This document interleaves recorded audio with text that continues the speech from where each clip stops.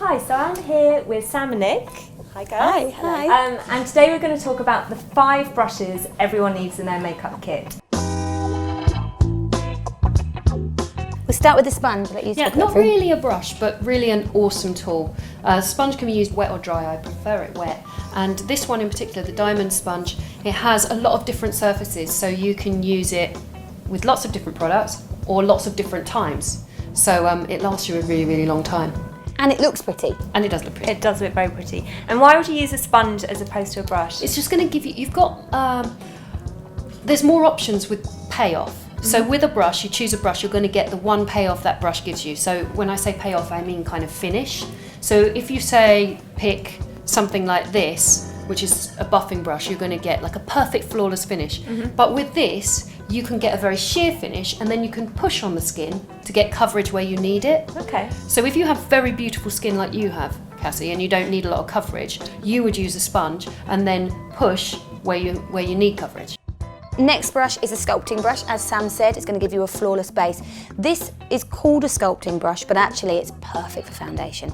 It's nice and big, it's got a lovely size head on it, so that it really works the product into the skin. So when you use your foundation, or you can use it for sculpting, either way, for foundation, you're going to pop your product on, buff it into the skin, and it's going to give you like an airbrush finish to the skin. So really, really work. And then you can apply different layers so you get a much better coverage from it. By layering and sandwiching the products, you get a better coverage.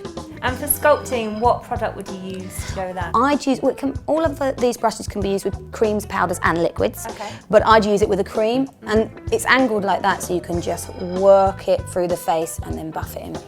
This one is a setting brush, and this is a real makeup artist's favourite. I mean, we see this in so many makeup artist kits, because quite frequently makeup artists won't take a massive powder brush and set their face. Because that's what we all at home, we just kind of do that. Totally. But that's going to give you one finish. Whereas what we like to do quite often is set like the T-zone, but keep a lot of the dew on the cheeks. Yeah. So this is great because you can work around those areas. It's the perfect size also for setting concealer under your eyes.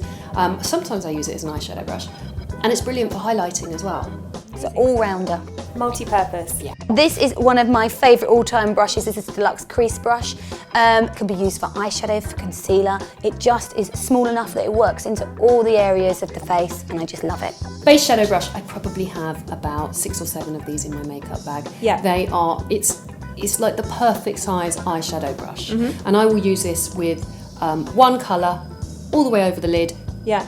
Just to get, this kind of look that I'm wearing today. I also love it with creams. Works Oh, okay. really, really well with creams. And because they're synthetic brushes, you can put the cream on and then you can set it with a powder straight over. Yeah, I was going to say, is there a difference between synthetic and natural bristle Yeah, brushes? so synthetic bristles are non-porous, so they don't absorb anything. So with a real hairbrush, when you use it with a liquid, it will absorb some of that liquid.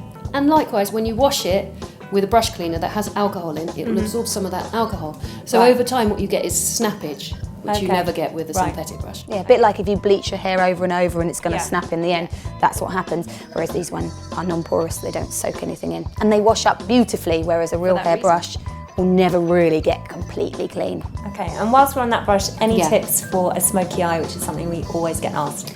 Oh, well, people get so confused over smoky eyes because they always go for a really, really dark colour. And I always say, start much lighter than you think. Okay. So go for something that is just a bit darker than your natural socket. You know, when you have no makeup on, you're a bit darker on the eyelid, right? So go for something a bit darker than that, and just start from the lash line and blend up. Then use a pencil, like a kohl pencil. It could be a brown or a grey or a black, your choice. Yeah. And blend that along the lash line.